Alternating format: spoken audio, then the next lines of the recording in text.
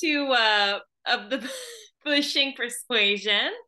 I should hit it right from the get-go, but we always just get chatty and we have our yarns. And Ooh, look at you using yarn like a pro. we had our little yarn. We were shit spitting. No. Crap. I don't know. Crap spinning. Shit spinning. What No, the that's hell? good. That's also good. Okay, yeah, we were just shooting the shits. And I forgot to introduce us. So, welcome to the podcast. I'm Angela Montoya, and I am here with, obviously, we all know she is RuPaul's love child, Melanie Schubert. I will take that because RuPaul's partner is Australian. That's I why. did not know that. Yes, there you go. Because we are just the ultimate partners, even for a podcast. Yeah, nice. It was a stretch, but I got there. You and I, we're like, challenge accepted. I will make this segue work. It's true. It's true. We belong together. Americans and Australians, we just fit.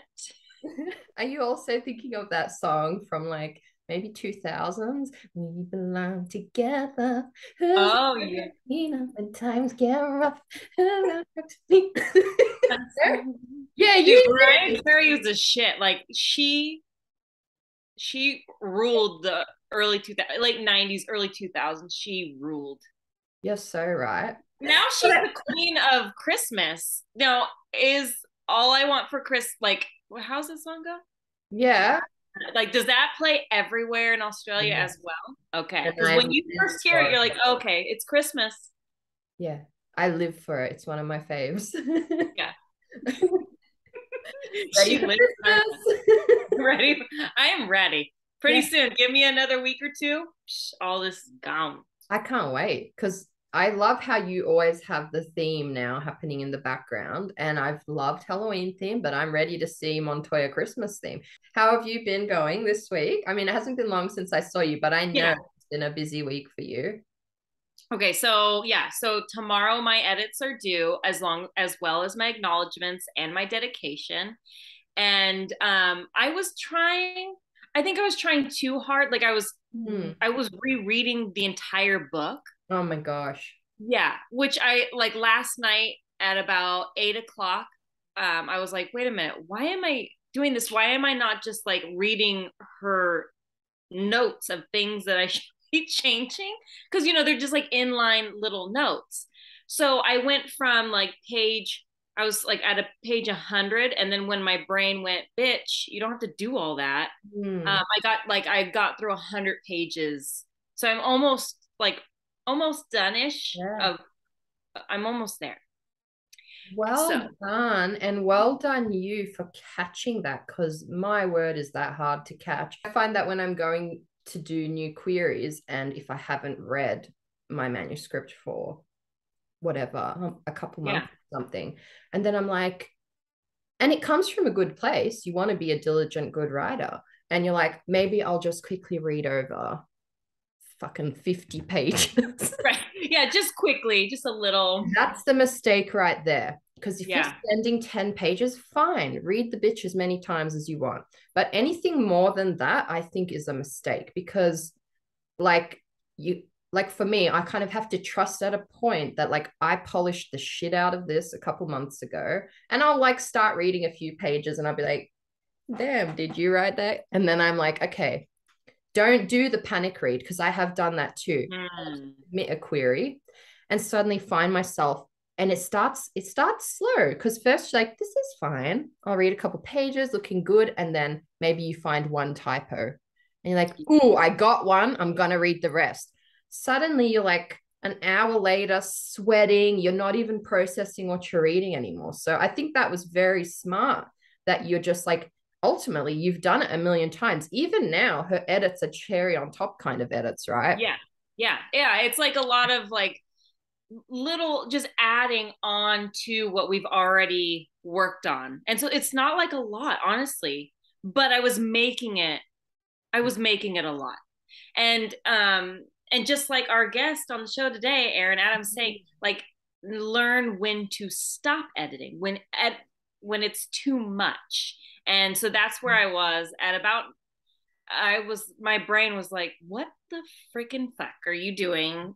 Relax. And so yeah, so I feel much better. Like, I'm just like, take the pressure off. I'll totally get it done. Yeah. I wrote most of my acknowledgments. Good work. And now, huh?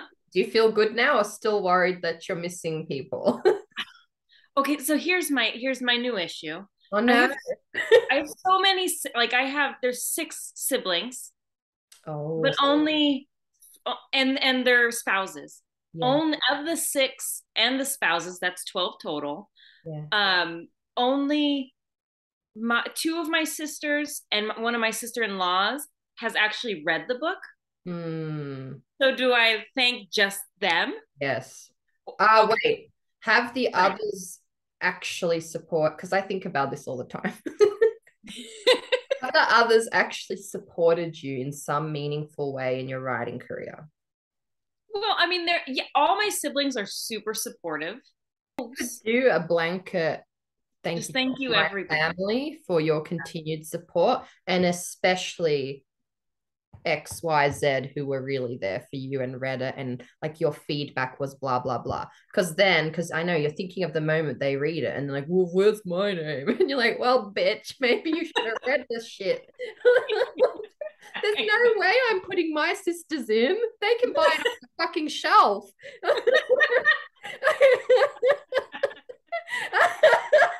Too harsh, but no, like ultimately, like if they wanted to be in there, they should have done something to deserve it.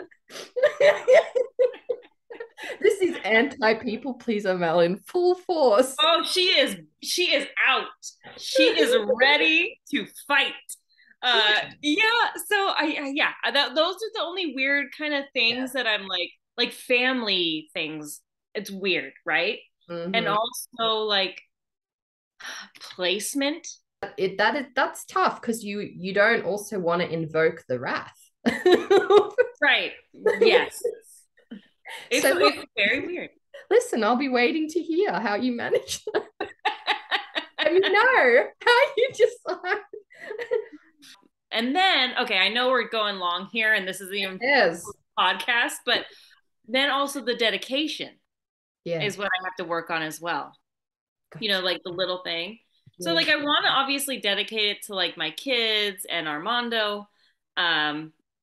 But then I was like, do people put names on the front? So I'm like, I guess I'll go back to Susan Lee's and see. I think she dedicated hers to her dad, though. Yeah.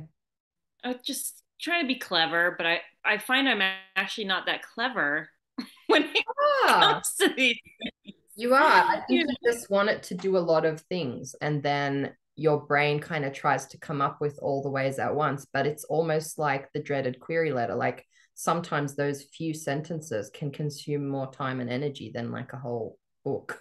That's it. Yes, that's freaking it. I want to dedicate my first book to Phil, and I would put his name. I don't know if that's helpful, like to your process, but is there a reason you wouldn't want to put their names? No, not really. And it's funny. His nickname is Tiggs, like from Tigger. You know, Tigger. That's so cute. He was very obnoxiously hyper as a boy. But we were talking about it last night because I was asking him, you know, what do you think? And he's like, well, maybe put Armando because it sounds, you know, more of a Sinner's Isle kind of a thing. I was like, yeah, that's a good idea. I think both are cute. Tiggs is cute. And Armando is very bookish. I get it. Yes. Yeah, that's why he was like, it goes with the vibe. I was like, yeah, that's true. Yeah. So anyway, so yeah, no, I'm doing great. Working my buns off, but I feel good about it. We're excited. We're happy. How about you, Mel? Mel, you have a million things going on. How are you? I honestly do feel a bit like that this week, but thankfully I've done enough meditation over the years to not have to dive fully into, like, I'm able to stop and be like, one of the beautiful things that working full-time writing grants me is that if I'm having a day and I'm like, I can just stop everything. You know what I mean? Like, so I'm being very conscious. I think for some reason when I started working full-time writing, I felt so guilty like that I was able to do that. And I would like grind myself into the ground every day trying to like earn the right to like write full-time. And I've since learned that that's foolish. And it's not productive either. You don't work at your best. So I'm busy, but like happily busy because I'm like, okay, I just spent 4 hours drafting. Now I'm going to go switch off, have a walk with my dog, do a meditation, have a shower, whatever, something slow and in the present. So I'm not just constantly on screens, because that's when my anxiety flares so bad if I'm just on screens all day.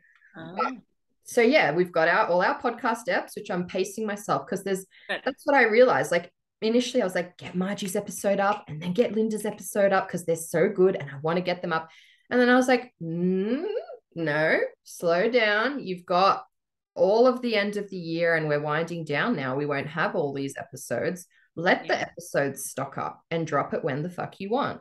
So being in that mindset enabled me to get a whole chapter done of my new oh my God YA paranormal. I was calling it a rom-com, but I think I'm gonna have to call it a dark comedy, dark rom-com. I love that. It's like it kind of that dark humor, like with death and like zombies and but honestly, the pure joy of drafting when it's in this point is just glorious. I cannot even pretend to not be litty as a titty about drafting right now. And I'm just so excited. Like the idea, yesterday I had like something that came out of surprise and I was like, oh, that fleshes it out even more, giving my villain like a more of a character arc.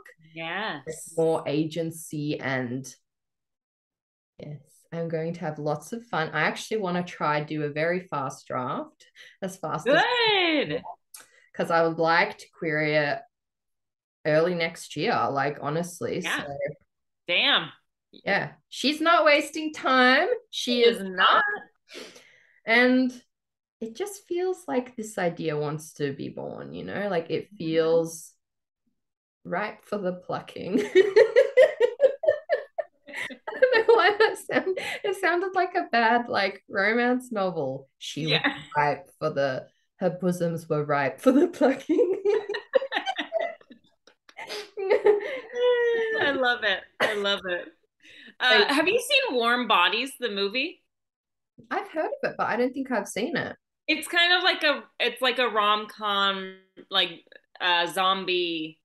Okay, I'm putting it on my list right now. Hang on. Yeah, I don't know if it's on Netflix anymore, but it's so cute. It's really good. Oh, I'll find it because I'm really glad you meant. If you think of anything else, I'm making like a watch list of stuff that not necessarily, to be honest, I tend to avoid watching too close to something. I'm like, if the genre is too close, I like don't want it to influence too heavily, if that makes sense. But the way stuff feels, like I definitely wanna like Boo Bitch.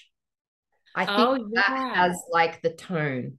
Kind of like dark, funny. Yes, it's morbid, but it's hilarious. Like, and I think, to be honest, that leans to my natural voice. And randomly, I'm like a little bit not hesitant, but like I've decided to draw a little bit on my like religious upbringing and like the kind of coming of age and like not to like shit on that specifically. It's not going to be like that, but definitely like was brought up quite conservative and kind of like the coming of age and realizing like what you believe and what's important to you.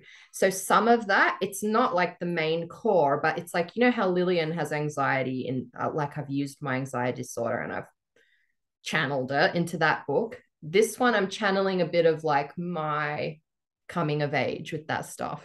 Yes, the awkwardness, just like the spiritual, like what do you call it? Like deconstruction. Yes, thank you. My brain stopped.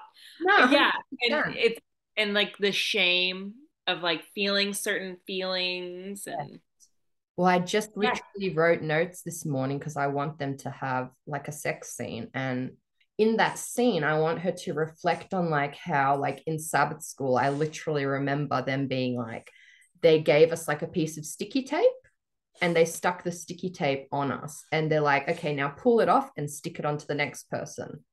And then pull it off and stick it onto the next person. And by the end, it won't stick on anymore. And they were like, and that's what it's like when you fuck multiple. They didn't say fuck, obviously. Like, and that's what it's like when you have sex before marriage with multiple people. And Yeah. like that kind of purity culture and stuff, I kind of want to explore how that was slowly debunked. And I'm glad I'm in a mindset though as well. Like if I wrote this a couple of years ago, I'd probably be very ultra negative to the religion, but I'm past that now. I'm like, Yeah.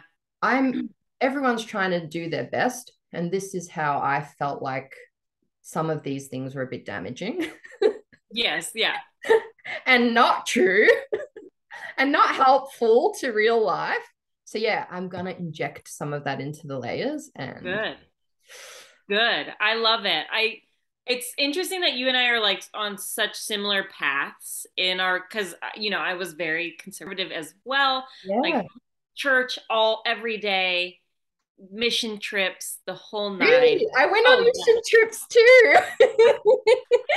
I know. We have the vibe, the mission trip vibe. And then when I got like kind of stopped and then you start really thinking of kind of all this damage that Mhm. has been done, like that Yeah.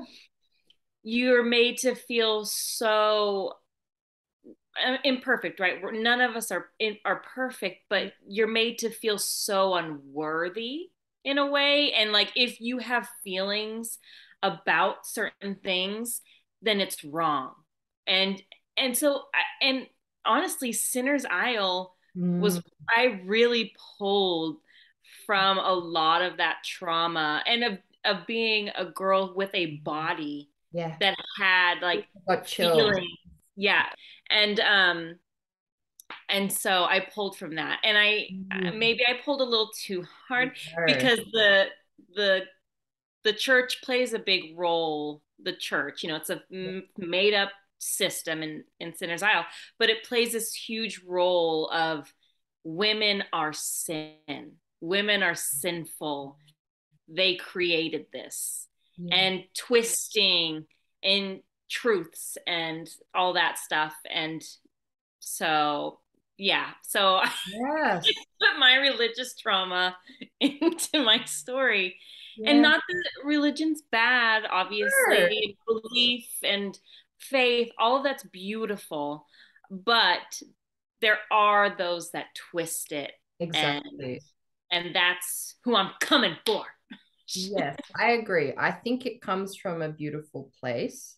Like I'd like to think that like people want to believe in something good and like, you know, but yes, I it's definitely it's like ripe for manipulation, basically. It's ripe for like problematic views and like I mean that's in any big organization though, isn't it? Exactly. Once you Yeah. give someone that level of power, it's always going to be ripe for that, and that's really what's happened when these things become so big and so powerful that you get people who abuse the system and take these innocents down with them. Like I remember watching that Keep Sweet, Pray and Obey, and you listen to the shit that Yes. came out of that guy's mouth and you're like, how could any self-respecting adult believe this?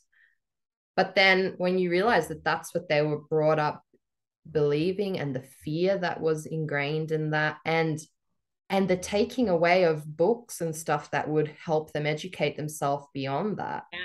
And it's so complicated though. It's so complicated because a lot of times when I want to really hate, I think there's a line like once you start selling off little girls to old men to get married, you should probably burn forever.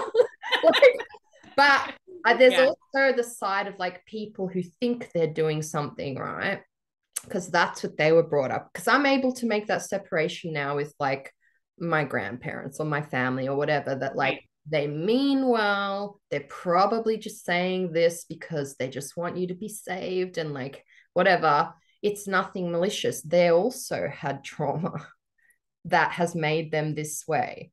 So I try to be a bit more gracious, but yeah, I definitely want to draw on my experience, which sounds like, yeah, we've both had a similar kind of, yeah, journey to like working out our own path and not just walking the path someone shoved down my throat.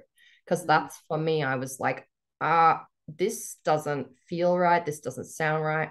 And I can't just keep walking with a blindfold on. Like, I'm okay with you leading me because I don't trust the person leading me, you know, or like the whatever, the church I grew up in, or whatever. So yeah.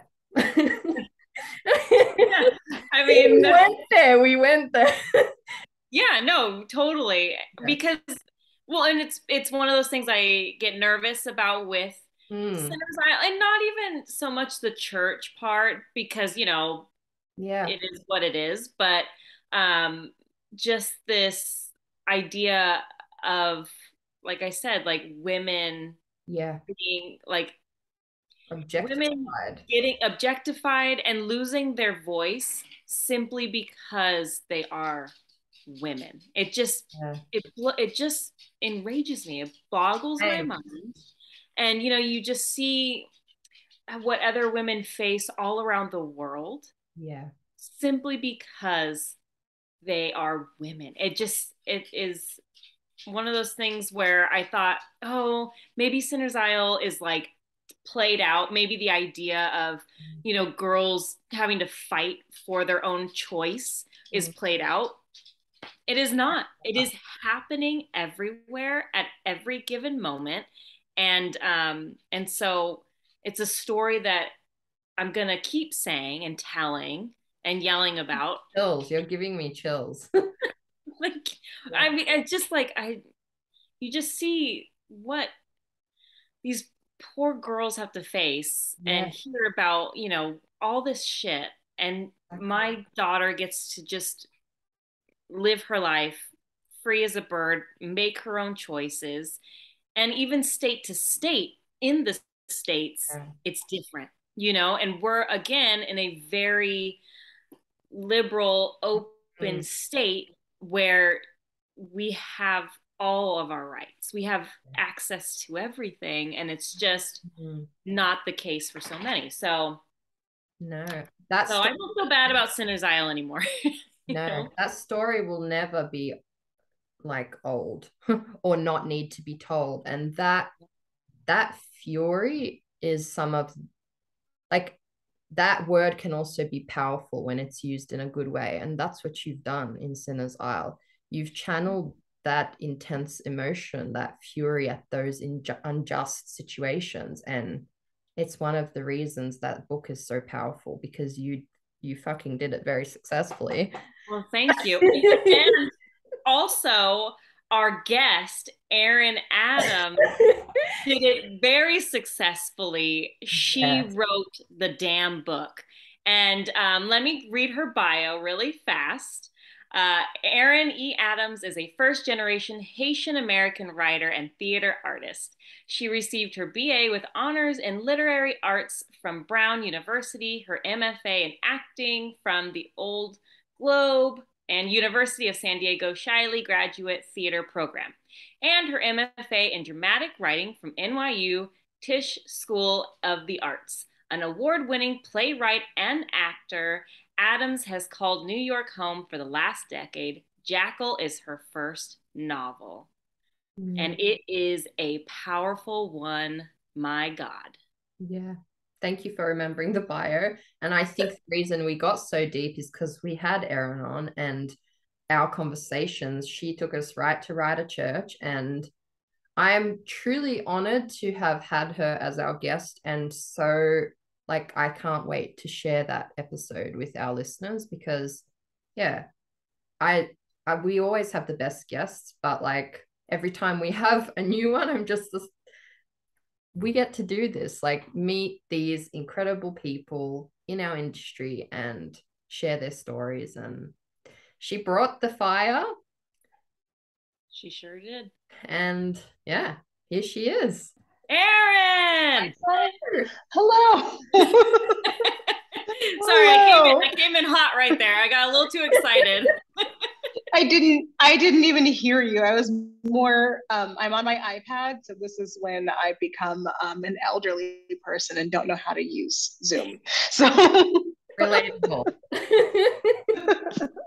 I know, technology. Well, hello, welcome to the show. Thanks for joining us. Thank you for having me. Oh, of course. We have been really dying to have you on because I read Jackal a long time ago, like right after we got off of Pitch Wars. And I mean, my God, it was so good. I can't imagine what it's like now, being like through revisions and all of that. And Melanie was just saying I was running late because I realized I got a physical copy this week. Oh, thank you. And it is glorious. And then I've hit that thing on the shelf. It's singing. Just ignore it. It's No Face from Spirited Away. It sings when you put money in it. Anyway, I digress. I got the physical copy this week, and then I've been so busy I haven't had a chance. And I realized the audiobook was already out. So I downloaded it this morning, and I was listening to it before we got on. And that's why I was running a little bit late, because damn that opening chapter. No, thank you. Thank you. Yeah, we are just in awe of you. And you know, and it's been really fun just to see your success kind of unfolding like throughout this whole process and throughout these past couple of years. I mean, time just flies. But let's get into it and tell us a little bit about yourself. Yeah. So hi, I'm Erin. Oh goodness. I started, I guess, my time as a storyteller by being an actor. Even though, yes, I got my degree, my first degree is in playwriting, literary arts and focus in playwriting. And then I got that really fancy degree and then said, I want to act. And so then I promptly acted for about I think cumulatively it's like 10 years, like around a decade. And yeah, I did some really exciting things. I am on Succession on season 2, episode 2. I'm in before the credits. I come in and I tell the Roys to follow me, and they follow me. So I did that for a long time. And around I'd say around 2017, 2018, I was finding myself just really I was satisfied by acting. I was not satisfied by the projects I was getting. I really didn't like a lot of the projects that I had. And so I'm like, well, it's just writing was always very personal for me. I'm currently in my childhood home right now, and there are boxes of notebooks in the basement that are just my notebooks. And it's always something that I did that I'm like, well, I felt fulfilled, doing just that. So let's do that for a bit. And then that turned into a play and a book that both of them launched, that started in 2017, that both came out this year within one day of each other, which was just like, what? So yeah, I started writing Jackal. Jackal is my first book, and I started writing it. I remember back when I'm like, oh, it's going to be a novella. Oh, I had such cute ideas for how small it would be. And started writing that in 2018, and then a bit more in 2019. And then in 2020, when I got furloughed, it was just like, what is the world? I have time. Let me write this book because I don't know what tomorrow is going to look like. And so that, as existential crisis makes you write a book really fast. And then Pitch Wars, and then Pitch Wars is, that was a real game changer for me. Yeah, I don't know about that, but yeah. Wow. That's I find it I just love that it kind of just, not that it came to you, because you've been doing it, you've been writing your whole Yeah. life, it sounds like. But so Jackal is like your first like completed novel. Yes. Yes, it is. Wow. That's freaking amazing. Thank you. Thank you. There is, I would always joke with people, but it is true. There is a languishing YA tetralogy on my mother's hard drive. But it is like something I wrote in with a lot of hormones when I was like 16.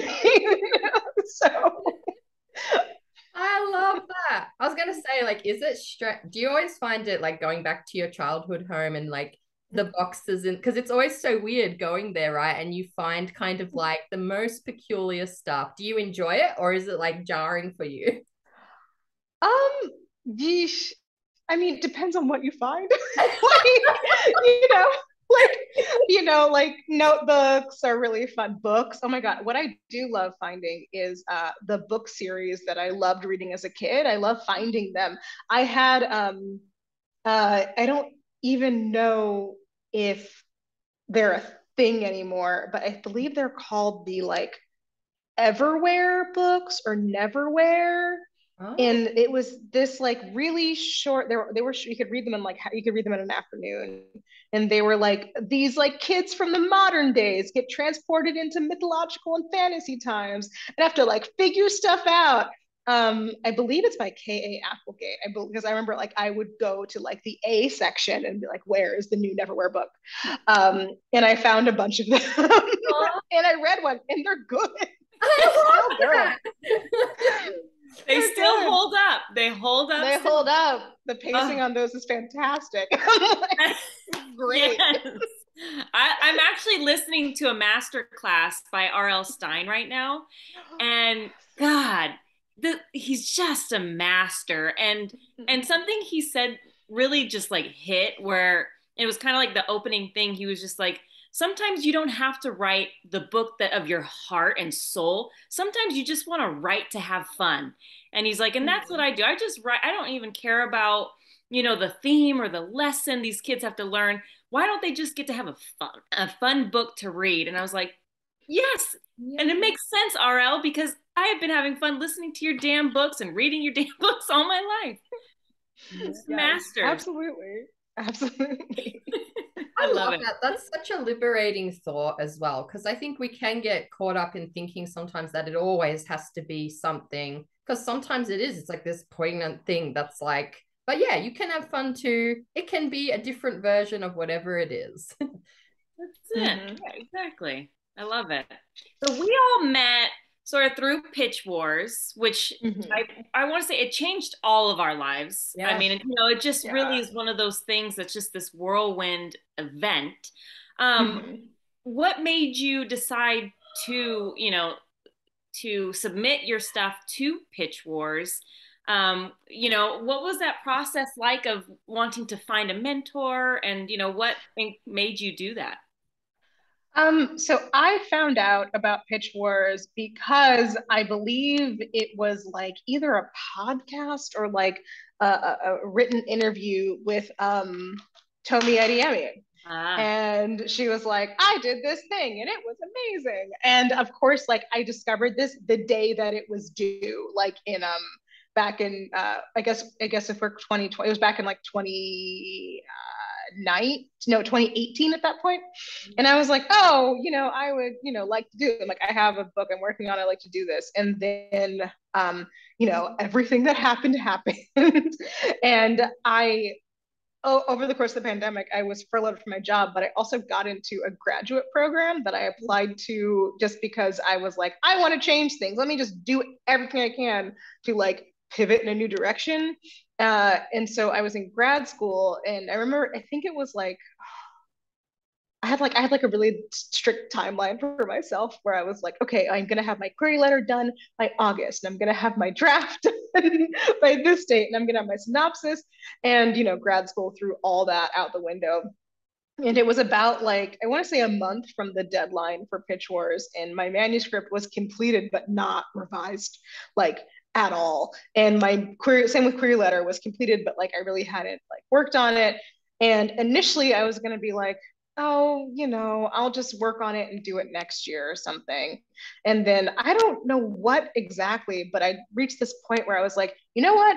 I'm just going to do it as practice. Like, I'm just going to, this is practice. I'm just going to try. And when they tell me no, I'll say thank you and I will try again next year. So I think going into it with this idea of, I'm not expecting any sort of product. I'm doing it for the process. I'm not doing it for the product. I think really like helped me because I was revising. I'm like, oh, this is the process of revising. This is not revising to make it the most amazing manuscript. It's revising it to understand, to do it, once. And so I remember like vividly going to classes on Zoom and then like literally like turning my computer side and then like just working on manuscript. And I pulled like, I think I did like a week of all-nighters before the deadline just to finish revising and everything. And then I sent it and I was like, okay, you did it. Yay, boom, done. And then like when it came to picking mentors, I really, really paid attention to the wish list because Angela has read Jackal. Jackal has like, it manages to do a lot of things that people don't like, but in a way that's still palatable to them. Let me explain. So like, I joke about this, but it's true. And I'm like, you guys, I kill a lot of children in my book. I kill a lot of kids. And like the body count for children is very high in my book, but it's done in a way that's like, the point was not to be like, oh, look at this grotesque thing happening to a child. It's more like, look at this loss of human life and like mourning that loss. So I was when I went in, I'm like, let me make sure that I'm not sending this to somebody who just like doesn't want to see, any sort of that in general. And I remember my mentor, Sonia Hartle and Annette Christie, in their prompts, they said, oh, if you have a protagonist who returns to her hometown and then just like tears things apart, please send it to us. And I was like, okay, listen, I know that like this is not anything that you write, but my protagonist, that's exactly what she does. She comes home and then just like rips things apart. And I just really sent to them being like, okay, they could be like, who is this crazy person? Goodbye. But then they were like they were my mentors. They're the ones who picked me. So. Wow. That's like some kind of synchro destiny or something when that happens. It was literally in their wish list. It was meant to be. Yeah. It was meant to be. 100%. Yeah. And what was the sorry, go ahead, Mel. You go. I was just gonna say I suddenly feel very nostalgic for Pitch Wars not existing because I was just as you said it. I know. It's relatable, like Googling an author that I loved. I think for me it was Stephanie Garber at the time, and then she was Pitch Wars, right? And then seeing the journey through and Ashton Schultz. And I was reading their books at the time, and then you hear about it in that rush of like, I can enter this competition that this author whose awesome book I just read got into. And just that whole hunt, how you were talking about it, I felt nostalgic that it doesn't exist anymore, but I know. Yeah. It was a wild experience, just an absolutely wild ride. And to be like going through school on top of that. Yeah. I mean, I bow down, I worship thee. So after the showcase, which is a whole nother beast. Yeah, a whole nother, yeah. What was your process like querying agents, and how did that go for you? Obviously well, but yeah. I remember, I feel like I can say this now. My mentors, so I chose during showcase for them to let me know, if anyone requested materials and I could go and, do my due diligence. And by the end of that process, like approaching midnight, I had a lot of requests. And I'd already, been like kind of doing research, making my list of who I wanted to query to. And one of my mentors, I feel like I can say this now, Sonia called me and she was like, okay, Erin, so it's really exciting. You have a lot of interest. She's like, and all this could mean, all this could amount to nothing and everything could, totally just not work out.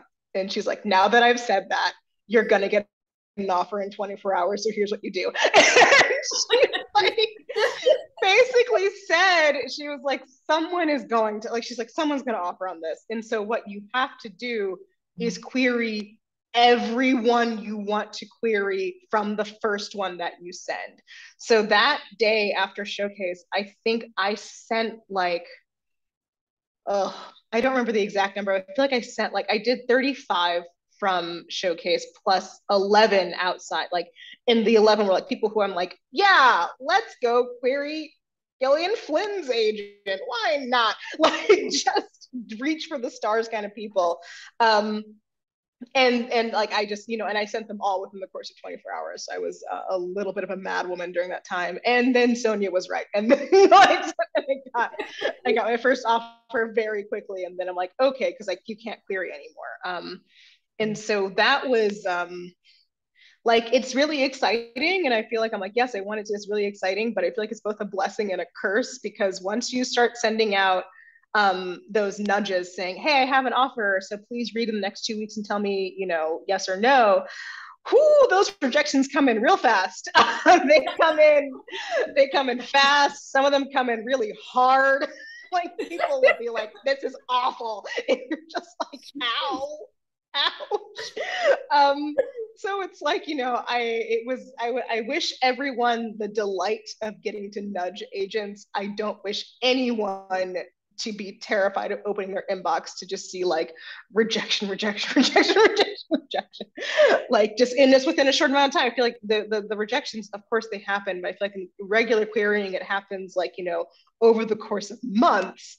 When you're on this accelerated schedule, it was happening to me like within 36 hours. It's just like, ow.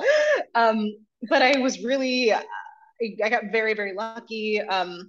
And that I got like a bunch of offer. I feel like I had to be obtuse for a while. Now I can say this. I got by the end of it, I had 10 offers, and so I could be really, so I could be really, really specific with what I wanted, and so I was. And so I'm with Kara D'Agostino over at Curtis Brown. She is the most incredible, delightful agent, like the perfect agent for me, and I'm absolutely thrilled. Oh, that is the best. I freaking love it. Yeah. You got to be in charge of your own destiny and choose the very top tier.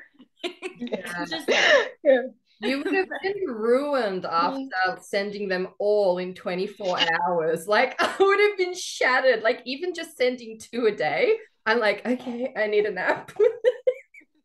I think I slept. Like, after I like send them the last one, I just slept. It's like, well, no, done. Going to bed. Yeah. It's a lot, because then like there's that back and forth of like, oh, send me a full manuscript, oh, send me this, and I'm just like, just ask for a full and leave me alone. I'm so tired. So true, because you have to reply to them all after, like, with your lack of sleep, and you're like, it's so frazzling sending out queries, and in that volume you just like have not much left. But Pitch Wars, I'm convinced Pitch Wars class of 2020, we just do it better. So you were ready. She was ready. What was your submission process? Was that pretty fast as well? Yeah, we did this. I'm not sure how much I can talk about. But we submitted very widely for the first round, I will say that. And we got interest back pretty fast. We set up phone calls within like no more than a week and a half or 2 weeks, and then after those calls we had an offer like within a few days. And then so that was also, I remember telling Carrie, I was like, I only want to do 1 phone call a day. And then because of course scheduling, I was like, I have a bunch of these on the same day, and like trying to be like, charming author, like, hey, you want to work with me, you like my book, like, yay. But then also making sure I'm like, are you the right person for my book? Like, are you like, do you get it? Are you trying to make it nothing that's not? And submission was, but I also say like, everyone says this, but it's absolutely true. Like, querying is one thing, and that is one really tough thing. Being on sub, like, So when I get too stressed, my body just turns off. I just go to sleep. Like that's my stress response. I was sleeping for like 10 to 12 hours a day when I was on sub because I was just like, I'm like, you can't look at your email anymore. You can't look at it anymore. You have to just like not. Your body shut down. So it's like, I will not let you check emails anymore. Too bad. Go to sleep. Well, you're running on adrenaline the whole time, and then it's just like when that drops, the exhaustion that comes from that, it's literally a roller coaster. But yeah. Yes. But so your glorious book, Jackal, here she is again. Like, I just need the cover, friends, the cover. Yes, I will say this cover is beautiful. I love her. I love it. Yeah. Yes, it's so beautiful and being published with high praise. Can you tell us a bit what it's about?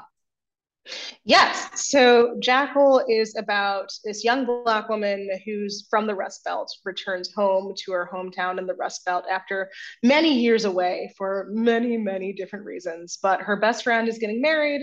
So she's going to tough it out for like 36 hours. That's it. She comes home, and at the wedding ceremony, the bride's young daughter, Caroline, goes missing, is snatched away from the ceremony. This huge search starts.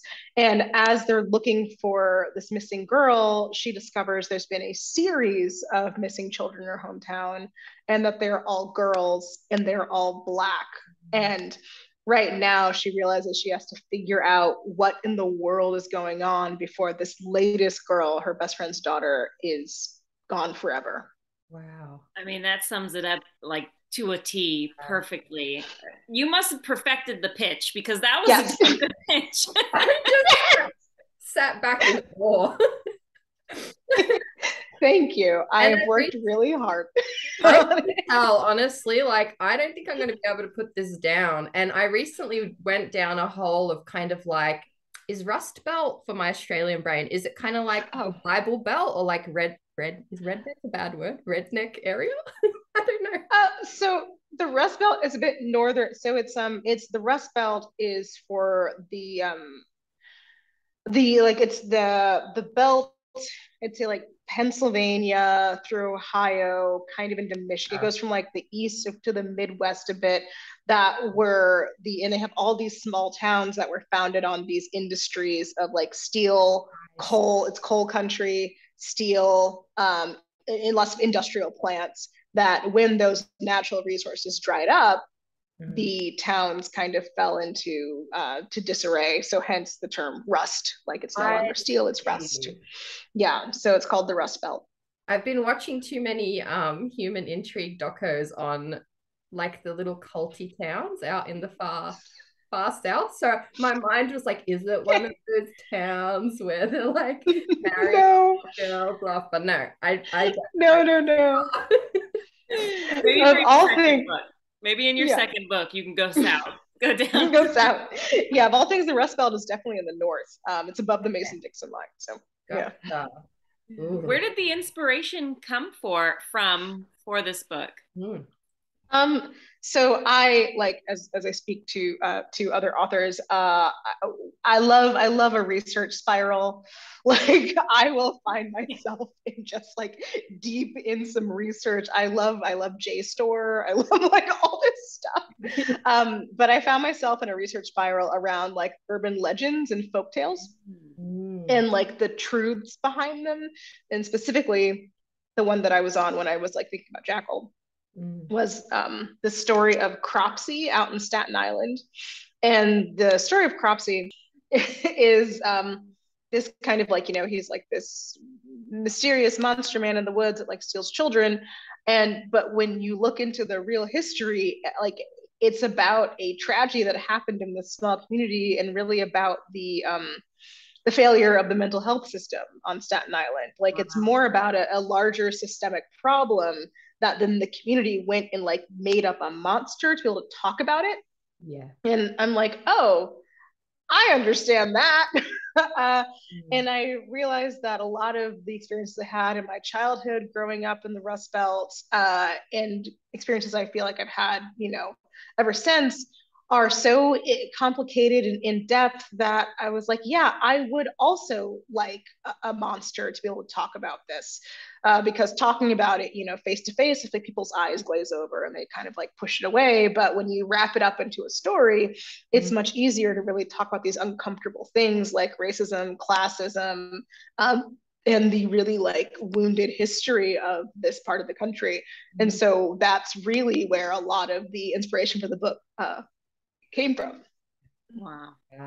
I got chills just listening to you, honestly. Did you? Yeah, because I was like my hair stood up on the ends. It's like, it's very powerful. And like you're so right. Like it's very I've also read up on the mental health side of things, like, and the demonization kind of where some of these, like all the different borderline personality disorder or schizophrenia, and how that's manifested in like a lot of times serial killers, or like, if they were brought up with extreme religious beliefs or something, and the way it manifests is just like, you're right, like having a story is so easily digestible, and it's honestly so powerful, because honestly that's, I think, why we all come to stories, so we can understand these important truths better. That's it right there. That's it.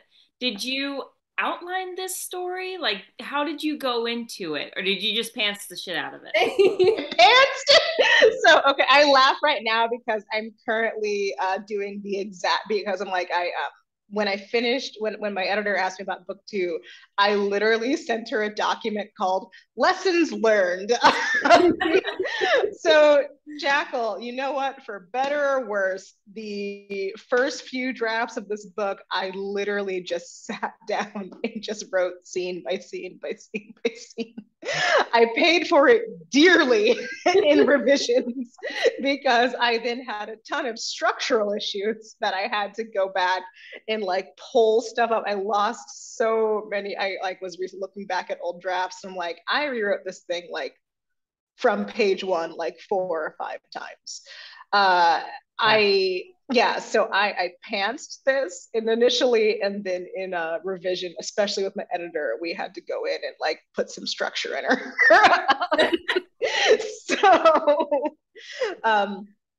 I think that, some things about pantsing that are really great is like, in what the feedback I kept getting about the book was like, the character is so strong, the voice is so strong, the dialogue was really there, and like the thematic themes and the imagery was really landing. It was just like, if you looked at it, completely lopsided when you were looking at like how you plot a thriller.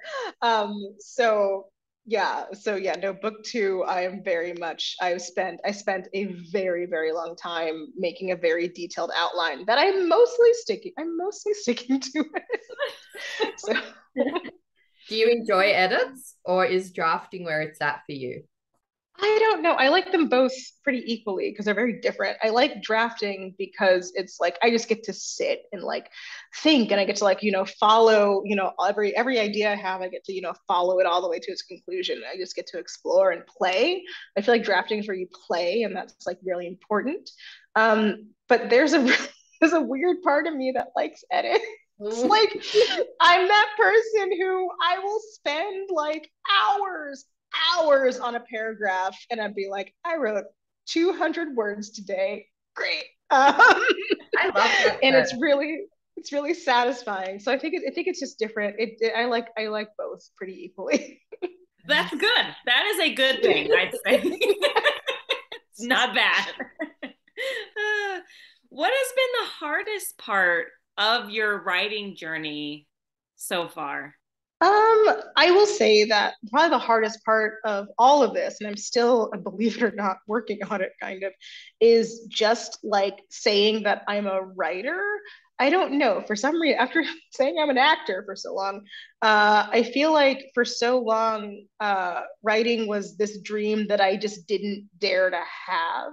Like, I was like, oh, like really, really talented folks get to write things. I just write my stories in my diary, or I write them for, live journal or something. Like, this is not, and it's still, I think also because of how the time it takes for things to get published, it can still feel like that. Like I joke about this, but it still feels very real. Like just literally touching this is weird. I'm like, this is not a document that just me and my editor send back and forth to each other all the time. Like, and so I think it's really strange. I'm getting better at owning where I'm like, no, I wrote a book and like it's a physical thing that's like out in the world, and I and I am a writer.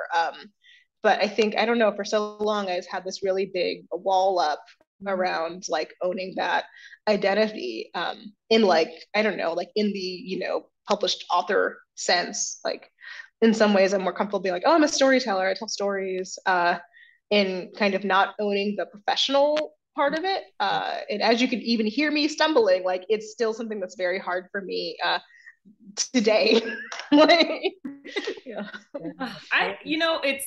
I kind of love that though, because it keeps it where you're like not arrogant in this journey, or like big headed about things. Like you wrote not just some book, you wrote an amazing, like powerful story. You're an author. You've had like well-known authors boosting your book, like you're the shit. Yeah. You're a writer. Period. But it's like you're the shit, but you're still, I'm a storyteller. And I think that's kind of that's beautiful, because in your heart, and I think hopefully in all of our hearts, we're just storytellers. But bitch, you are an author. Like you are an author. All right. Yes. I'm getting better at it, but it's still very strange sometimes. Yeah. And that's okay. Yeah, maybe because we're alone with it for so long, and like, Yeah, like you said, like it's on your screen all this time, and then suddenly there's an actual physical book in your hands, and that is surreal after however many years you've been plucking away and the query trenches and pitch wars, and yeah, like it may take a while to settle in, but you've earned it. You're gonna kick that imposter syndrome's ass. And yes. yeah, it's exciting times. I've been seeing some glorious things on your socials, and all well deserved. Yeah. What about the most rewarding part of the journey for you? I would say the most rewarding part is, yeah, it's definitely hearing from readers who this book like resonates with. I will say this about Jackal. This little book, she has been like every single step of the way, I have been delighted and shocked by who adores this book. Like, I think I have like the reader of Jackal, like I'm like, okay, it's gonna be this person, and then like some random person is like, oh, I love this book, and I'm like, really? And that's been the most rewarding, is seeing that all those things that I learned over the years, it's true. It's like, if you like, they say the job of the writer is to tell the truth. And if you tell the truth, if you tell your truth, then people from all walks of life are going to resonate with that. It doesn't really matter like what you look like, doesn't matter how you identify. If you tell your truth, then like the readers will come. And it's been really, really exciting and really rewarding to see that happening. That The was readers magical. have come. I know, it's beautiful. You just took us to write a church, which is our favorite thing to do. Like, honestly, that was just such a. I was just like, that's going in a soundbite for sure somewhere. Yeah.